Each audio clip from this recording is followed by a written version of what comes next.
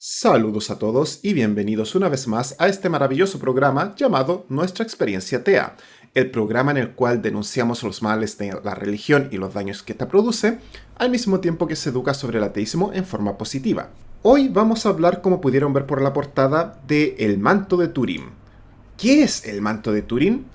Bueno, este manto, también conocido como sudario de Turín, por si no se dan cuenta, está guardado en Turín, en la capilla de la Sábana Santa, que es otro de los nombres que recibe, Sábana Santa, Sínode o Santo Sudario. Es una tela de lino que supuestamente tiene las marcas de Jesucito después de que murió y después de que fue crucificado. Como pueden ver en esta semi-radiografía que tengo a mi lado, que no sé si a ustedes les parece sospechosamente pintado, a mí siempre me lo ha parecido y es una de las razones por las cuales estoy haciendo este episodio. Pues verán, el supuesto manto que ven acá, si se fijan, el original es el que está en amarillo. Pero el verde que tengo al lado es lo que se debe hacer para poder ver la supuesta cara de Jesús, el cual es colocarlo en un negativo, para que así resalten los detalles. Ahora bien, ¿por qué hay tanta gente que quiere creer en este supuesto sudario, esta sábana que al hacer una superposición pueden ver la imagen de este Jesús drogado que ven al lado? Pues porque mucha gente necesita el creer en algo y necesita creer que tiene evidencia para sus creencias sin fundamento, y también porque la iglesia notarán que no le va nada mal mostrando el sudario de Turín, y si alguien creía que era gratis verlo, ¡ja! Tienen que pagar la entrada al museo, y se imaginarán la cantidad de personas que quieren ver este sudario cada día. Así que obviamente la iglesia se está llenando los bolsillos con este mito. ¿Y por qué yo creo que no deberían? Muchas razones. Una de las principales es un estudio realizado en 1988, cuando finalmente, después de mucho pelear, la iglesia decide autorizar la datación por carbono 14 de la sábana. Y se realizaron 3 estudios distintos en 3 universidades distintas. Los 3 laboratorios a los cuales fueron enviadas las distintas muestras dataron la tela al unísono entre los siglos XIII y XIV. Y esto es trabajando cada uno por su cuenta y datándolos en forma separada. Los resultados se publicaron, como pueden ver acá, en la revista científica Nature. Y la datación del siglo XIII, irónicamente, corresponde con la época en la cual aparece históricamente este man. Porque sí, señores, no es que exista toda una historia de cómo Jesucito fue envuelto en este manto y luego algún soldado romano se lo llevó y luego pasó de una mano a otra y hay registro de todo. No, apareció de pronto y dijeron, oh sí, este claramente es el sudario que envolvía a Jesús. De hecho, algunas personas en forma muy deshonesta intentan unir el manto de Turín con lo que es el mandilión, o también llamada la imagen de Desea, la cual es esta historia en la cual había un rey que le pide ayuda a Jesús. Y Jesús no puede ir en persona, así que le envía una epístola mágica escrita. Y con el tiempo, la historia se fue transformando y después decían que no era una epístola, sino que era literalmente el rostro de Jesús en el papel, casi como si se hubiese dibujado a sí mismo. Aquí pueden ver, de hecho, una representación del rey Abgar de Edesea, el cual muestra muy feliz el rostro mágico de Jesús que está vivo en el pañuelo que tiene en sus manos. Obviamente es imposible que este sea el mismo, ya que el pañito de Edesa era un pañuelo muy pequeño, como ven acá, y el supuesto manto de Turín es todo el cuerpo completo de Jesucito. Lo cual no solo demuestra que los mitos van a ir mutando dependiendo de qué reino y qué lugar se vaya contando la historia, sino que además hay personas muy deshonestas que intentan unir historias y mitos no relacionados para intentar darle un trasfondo a lo que creen. Ahora bien, antes de mencionar el hecho histórico de cuándo aparece el manto y cómo sabemos que es falso, quiero mostrarles algo que yo, hasta que me dediqué a hacer la investigación de este video, es un mito que también creía, el cual era de que la verdad es que el Jesús que todos conocen es Tommaso de Cavalieri, el cual era el amante homosexual de Miguel Ángelo. Por lo tanto, está este mito en internet de que, oh sí, todos los cristianos están adorando a un homosexual. La verdad no. Descubrí que era falso porque, de hecho, las 2 obras más famosas de Jesús son estas: El Señor de la Divina Misericordia, la cual fue pintada en 1944, y la imagen del Sagrado Corazón de Jesús, la cual fue pintada en 1931. Ambas son de recién el siglo pasado, es decir, unos 500 años después de que Miguel Ángel lamentablemente murió. Por lo tanto, muchos de ustedes nacieron en esta época, en este mismo siglo, y el rostro de Jesús, que pueden ver acá, no tiene más de 60 años de existir. Esa es la razón por la cual Jesús va a tener distinto aspecto dependiendo del área geográfica en la que se encuentren. Como ven acá, podemos ver desde Jesuses afroamericanos, Jesuses asiáticos, hasta Jesuses latinos. Todo va a depender del artista que esté buscando una interpretación del Dios al cual los están haciendo seguir. Por ello, la evidencia más poderosa de que el manto de Turín es totalmente falso es que, si se fijan, lo que aquí vemos es la misma representación del Jesús blanco que siguen los norteamericanos hoy en día y que es el que se ha popularizado en las películas. Es decir, un Jesús moderno, ya que el Jesús real, si hubiese sido real, en la Biblia jamás se menciona que haya sido un extraterrestre extremadamente alto de una piel muy pálida, que sería como se describiría a un habitante de hoy en día, por ejemplo, un norteamericano promedio de hoy en día, que se fuese a lo que era Galilea en esa época. Es por esto que un grupo de paleontólogos y otros científicos realizaron un estudio extensivo con cráneos semitas de Galilea, los cuales permitieron revelar cuál era el rostro aproximado de todas las personas que vivían ahí, y que nos lleva a entender que este que ven acá es el rostro que debió haber tenido Jesús en esa época, debido a que Jesús siempre fue descrito como una persona más, y jamás como este ser extraño, tan alto, tan blanco, de ojos azules y cabello dorado, que hubiese sido muy extraño en esa época, y que por supuesto hubiese sido mencionado en la Biblia.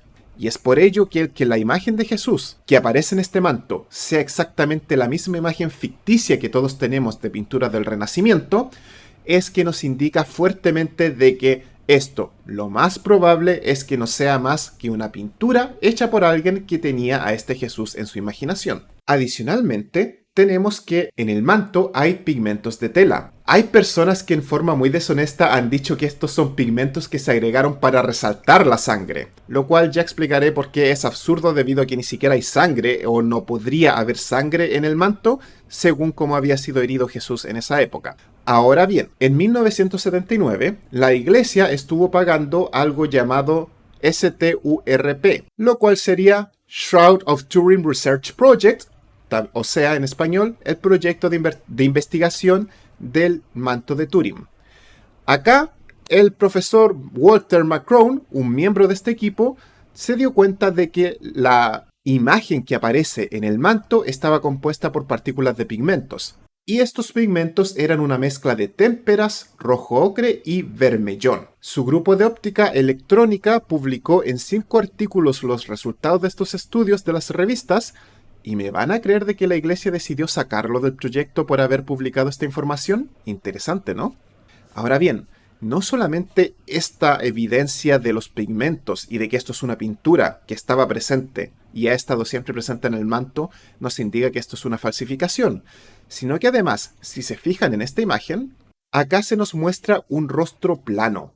No sé si han notado que yo soy un humano en 3D, al igual que ustedes. Es decir, si alguien me pusiera una toalla en la cara y yo tuviese pintura, al sacármela no quedaría mi rostro tal como lo ven acá, quedaría una cosa deforme, porque nuestros rostros, al ser en 3 dimensiones, no van a quedar plasmados como si fuesen una pintura.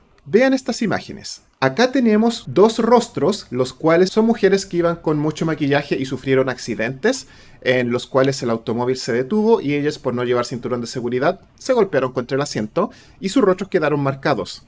Por favor, fíjense cómo su rostro se deforma, y en el primero aparece esta persona que su rostro se hincha prácticamente. Tiene una nariz gigantesca que obviamente no es una nariz real, sino que esa es la marca y la impresión que quedó debido al choque. Fíjense cómo se expanden sus mejillas y sus labios.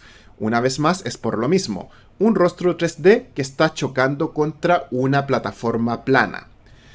El siguiente ejemplo, vemos solamente una parte del rostro. Pero si tomásemos este rostro y tuviésemos la segunda parte de él, nos quedaría algo así. Y algo así es lo que debería verse en el manto de Turín. Una especie de rostro dividido y expandido sobre la superficie. No el dibujo semiperfecto que se ve en el manto que les acabo de mostrar. Y si esto no es prueba suficiente, acá les tengo los nombres de las universidades y laboratorios que realizaron las pruebas del carbono 14.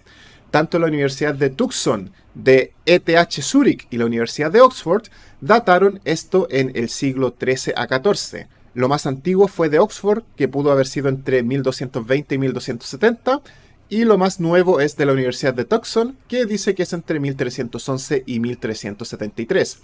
Las tres universidades o los tres laboratorios tenían pedazos distintos del manto que utilizaron para analizarlo con carbono 14, y a las tres, sin ponerse de acuerdo y sin compartir los mismos trozos, les dieron la misma fecha aproximada, es decir, en el siglo XIII, con una pequeña diferencia de no más de 40 años. Lo interesante es que adicionalmente se han realizado experimentos con voluntarios para estudiar el comportamiento de la sangre que hubiese salido del manto para marcarlo como supuestamente lo marcó, y demostrar que lo que hay ahí es sangre y no necesariamente los pigmentos que se encontraron. Y cito a los investigadores Matteo Borini y Luigi Garlakieskin, quienes encontraron que, suponiendo que las manchas del sudario fuesen realmente sangre, el patrón de flujo de las diferentes heridas no son consistentes entre sí, y concluyen que las pruebas realizadas no solo prueban que no hay manchas de sangre, sino que el sudario no es auténtico, y no es más que una representación artística del siglo XIV.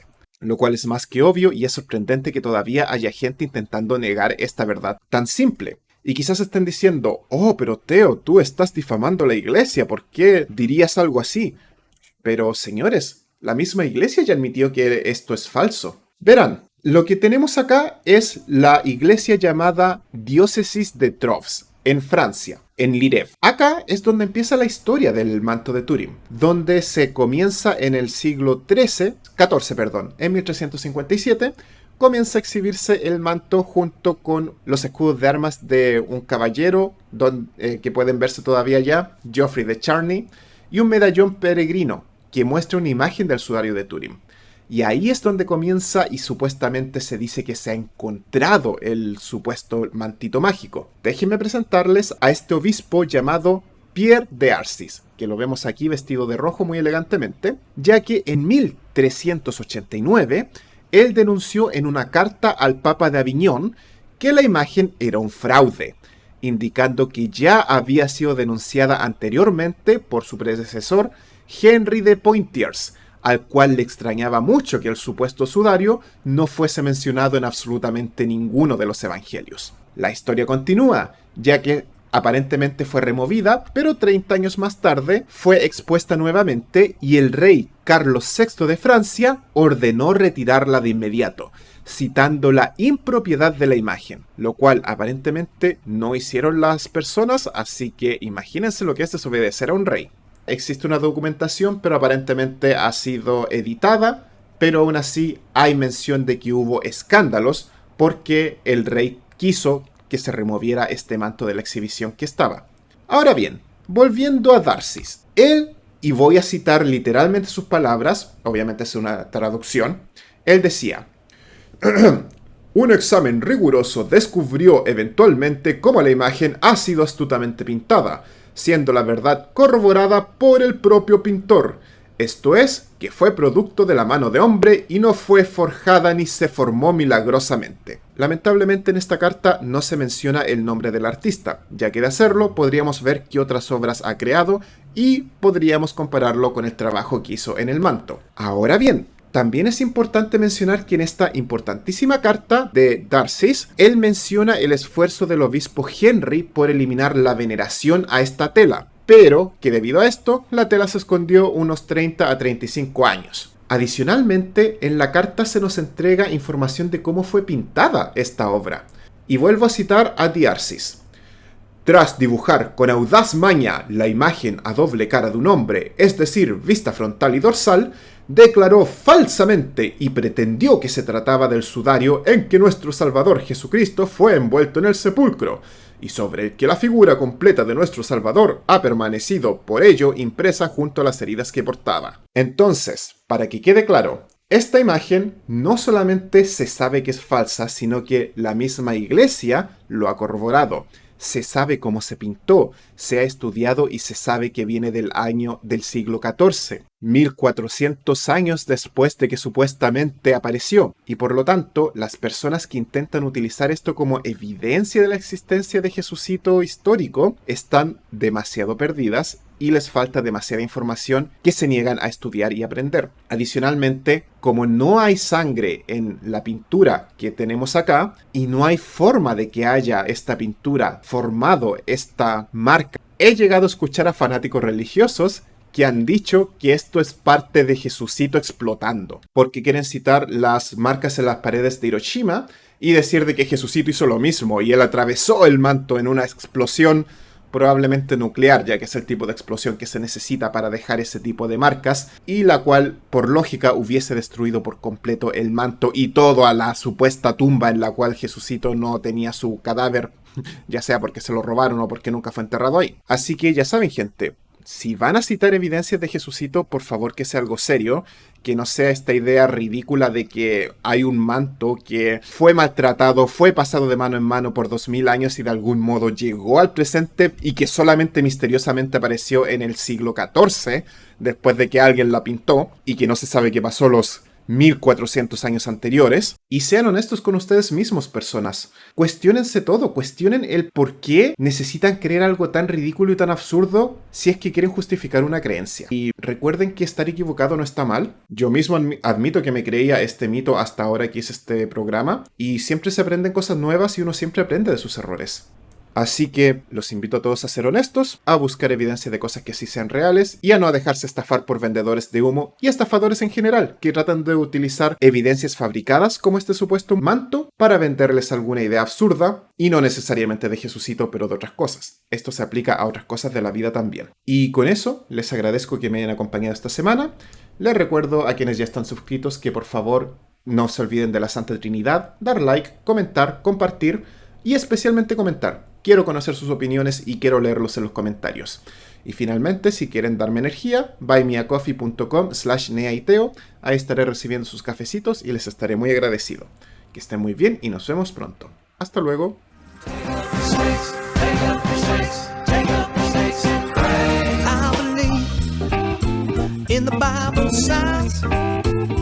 Taking up serpents and drinking strychnine.